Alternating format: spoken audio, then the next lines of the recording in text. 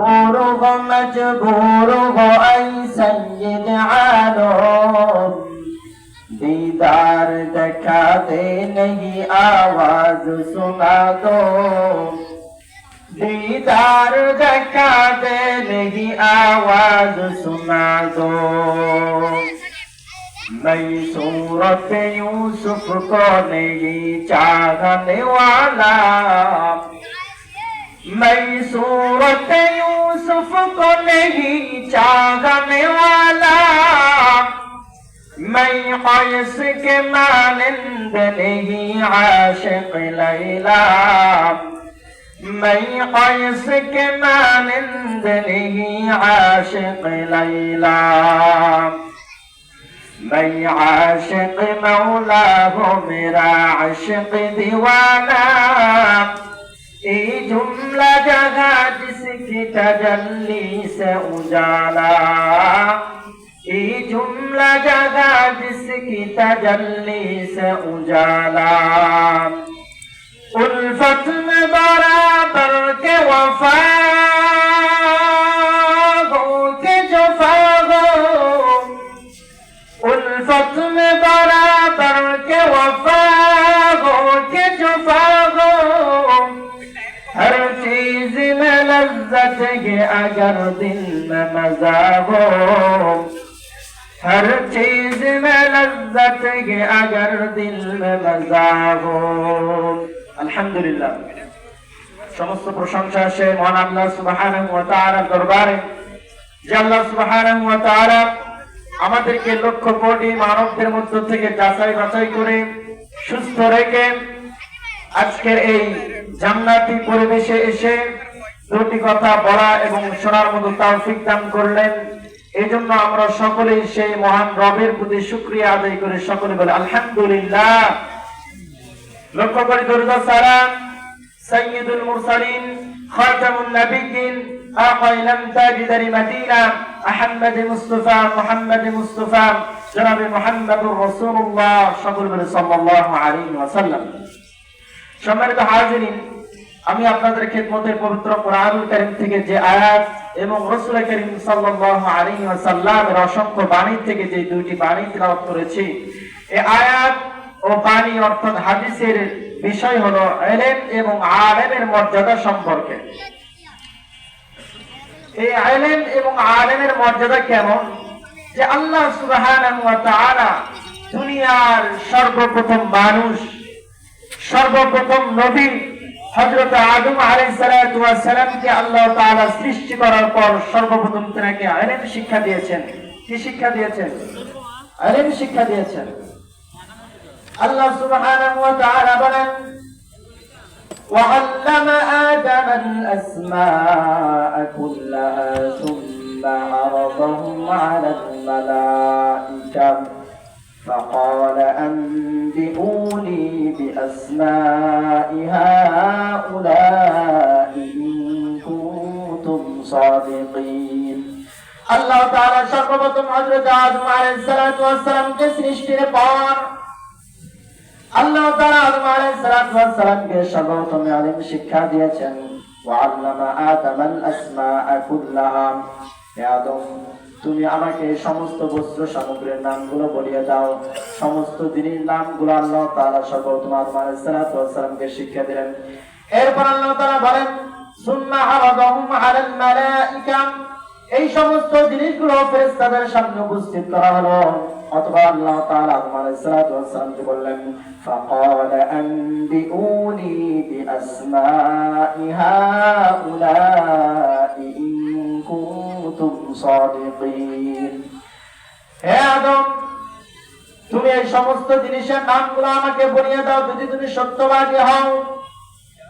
তাহলে এই আয়াত দ্বারা আমরা বুঝতে পারলাম আল্লাহ সুবহানাহু ওয়া তাআলা দুনিয়ার সর্বপ্রথম মানুষকে সৃষ্টি করার পর তিনার থাকা খাওয়ার ব্যবস্থার পূর্বে, তিনার যে দৈহিক যে চাহিদা এইটা মেটানোর পূর্বে, মোট কথা সমস্ত জিনিসের পূর্বে আল্লাহ সুবহানাহু ওয়া তাআলা সর্বপ্রথম হযরত আদম আলাইহিস সালাতু ওয়াস সালামকে ইলম শিক্ষা দিলেন। এর দ্বারা এটাই প্রতীয়মান হয় যে আলেমের চাইতে দামি জিনিস আর কিছুই নাই। কথা বলেন ঠিক কিনা? আলেম কেমন দামি জিনিস? এই আলেম একজন মানুষের ভিতরে না থাকার কারণে সে গুনাহের কাজের মধ্যে লিপ্ত হয়।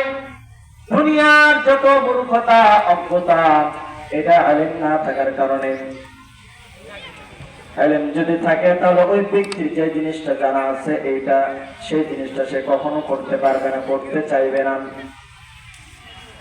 আর এই সম্পর্কে আল্লাহ তাআলা বলেন, ইয়ারফা'িল্লাহু আল্লাযীনা আমানু মিনকুম ওয়াল্লাযীনা উতুল ইলমা দারাজাত। আল্লাহ তাআলা বলেন, ইয়ারফা'িল্লাহু আল্লাযীনা আমানু, তোমাদের মধ্য থেকে যারা ঈমান প্রাপ্ত এবং ইলম প্রাপ্ত, ওয়াল্লাযীনা উতুল ইলমা দারাজাত, আমি আল্লাহ সুবহানাহু ওয়া তাআলা তাদের মর্যাদাকে উঁচু করে দিয়েছি। সুবহানাল্লাহ। যারা ইলম প্রাপ্ত এবং ঈমান প্রাপ্ত আল্লাহ তাআলা তাদের মর্যাদাকে উঁচু করে দেবেন। আল্লাহ সুবহানাহু ওয়া তাআলা আরেকটা আয়াতের মধ্যে বলেন, কুল হাল ইয়াস্তাবিল্লাযীনা ইয়া'লামুনা ওয়াল্লাযীনা লা ইয়া'লামুন। ইয়া আমার হাবিব আপনি জানা দেন, যারা জানে আর যারা জানে না তারা কখনোই সমান হতে পারে না। এই আয়াত এবং এই দুটি আয়াত দ্বারা আমরা বুঝতে পারলাম যে ইলমের মর্যাদা কেমন। ইলমের কারণে আল্লাহ সুবহানাহু ওয়া তাআলা মানুষের মর্যাদাকে বৃদ্ধি করে দিয়েছেন। এখন আসুন আমরা শুনি যে হাদিসে রাসূল কারীম সাল্লাল্লাহু আলাইহি ওয়াসাল্লাম কি বলেছেন। হযরত আবু দারদা রাদিয়াল্লাহু তাআলা আনহু হাদিসটি বর্ণনা করেন। তিনি বলেন, আমি রাসূল কারীম সাল্লাল্লাহু আলাইহি ওয়াসাল্লাম থেকে শুনেছি, যেই সমস্ত বান্দাগুলো ইলম অন্বেষণ করার জন্য একটি পদ অগ্রসর হয়, একটি কদম সামনের দিকে অগ্রসর হয়, আল্লাহ সুবহানাহু ওয়া তাআলা ওই ব্যক্তির জন্য জান্নাতের রাস্তা সমূহের মধ্য থেকে, জান্নাতের পথ সমূহের মধ্য থেকে একটি পথ অতিক্রম করিয়ে দেন। সুবহানাল্লাহ। এরপর রাসূল কারীম সাল্লাল্লাহু আলাইহি ওয়াসাল্লাম বলেন, শুধু তাই নয়, এই পৃথিবীর জমিনে যত মাখলুকাত রয়েছে, আল্লাহ তাআলার যত সৃষ্টিজীব রয়েছে, সমস্ত মাখলুকাত, সমস্ত সৃষ্টিজীবগুলো ওই ইলম শিক্ষাকারী, ইলম অর্জনকারী, ইলম অন্বেষণকারী বান্দার জন্য মাগফিরাত কামনা করতে থাকে। সুবহানাল্লাহ। এর চাইতে আর সৌভাগ্যের বিষয় কি হতে পারে যে শুধু মানুষই নয়, আল্লাহ তাআলার সৃষ্টি জীব যত রয়েছে, এই পৃথিবীর জমিনে যত মাখলুক রয়েছে, গর্তের পিপিলিকা থেকে শুরু করে সমুদ্রের মৎস্য পর্যন্ত ওই ইলম অন্বেষণকারী বান্দার জন্য দোয়া করতে থাকে। সকল বলে সুবহানাল্লাহ। রাসূল কারীম সাল্লাল্লাহু আলাইহি ওয়াসাল্লাম হাদিসের পর অংশে বলেন, যেই বান্দাগুলো ইলম অর্জন করে, যারা ইলম শিক্ষা করে, শুধু এতেই ক্ষান্ত নয়, আল্লাহ সুবহানাহু ওয়া তাআলার প্রিয় ফেরেশতারা ওই ইলম অন্বেষণকারী বান্দার পায়ের নিচে নূরের পাখাগুলোকে বিছিয়ে দেয়। সুবহানাল্লাহ। এই হাদিসের চাইতে দামি কথা কি হইতে পারে? ফেরেশতারা সবচেয়ে মাসুম, যাদের কোনো গুনাহ নাই, এত দামি ফেরেশতা, আর এই ফেরেশতারা একজন মানুষের পায়ের নিচে তাদের নূরের পাখাগুলোকে বিছিয়ে দেয়। এই মর্যাদা কিসের কারণে? কথা বলেন না কেন? এই মর্যাদা কিসের কারণে? এই মর্যাদা একমাত্র আল্লাহ তাআলা মানুষের ইলমের কারণে এই মর্যাদা দান করেছেন। আল্লাহ সুবহানাহু ওয়া তাআলা মানুষকে মর্যাদা দান করেছেন সমস্ত ফেরেশতার চাইতে বেশি। কেন দান করেছেন? আল্লাহ তাআলা ইলমের মাধ্যমে সমস্ত ফেরেশতাদের চাইতেও মানুষের মর্যাদা বৃদ্ধি করে দিয়েছেন। আল্লাহ তাআলা যে ফেরেশতাদের নূরের পাখাগুলো ওই ইলম অন্বেষণকারী বান্দার পায়ের নিচে বিছিয়ে দেয়, এর বাস্তব উদাহরণ হলো, আমি ছোট্ট একটি কারগুজারি শোনাই। বাগদাদে নিজামিয়ায় কয়েকজন ছাত্র লেখাপড়া করত। এই ছাত্রদের মধ্যে হতে একজন ছাত্র ছিল খুব ব্রিলিয়ান্ট, খুব ট্যালেন্টফুল ছাত্র। দেখা যায় তো সে মাঝে মধ্যে ক্লাসে দেরি করে আসতো।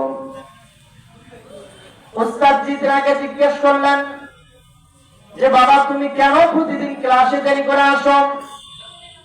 যখন উস্তাদ তাকে জিজ্ঞেস করে যে তুমি আগামী দিন থেকে সামনে আসবে এবং সামনের টেবিলে বসবে, আগে আগে আসবে, ওই ছাত্র বলে ঠিক আছে উস্তাদজি, আমি আগামীকাল থেকে আগে আগে পড়তে আসবো এবং সামনের টেবিলে বসবো। কিন্তু দিন শেষে দেখা যায় ওই ছাত্র প্রতিদিনই দেরি করে আসেন।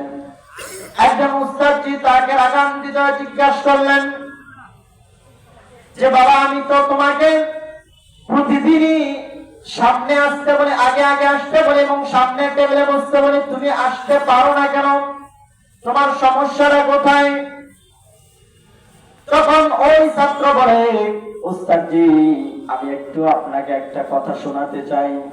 উস্তাদজি বললেন বলো বলো। ছাত্র বলে উস্তাদজি আমি যখন বাড়ি থেকে বের হই আমি তখন দেখতে পাই কেমন জানি আমার পায়ের নিচে বিদ্যুৎ চমকাইতেছে। সুবহানাল্লাহ। যে ফেরেশতারা আল্লাহ তাআলার ফেরেশতারা ওই আলেম অন্বেষণকারী বান্দার পায়ের নিচে নূরের পাখাগুলো বিছিয়ে দেয়। যখন এই নূরের পাখাটা ওই বান্দার পায়ের নিচে বিছিয়ে দিয়েছে তখনই এইরকম বিদ্যুৎ চমকাইতেছিল। আর এই আল্লাহর বান্দা হলো হযরত ইমাম গাযযালী রাহমাতুল্লাহি আলাইহি।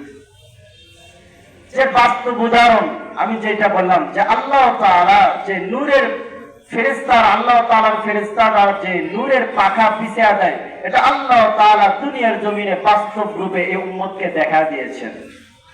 এই মর্যাদা কিসের কারণে? ইলমের কারণে।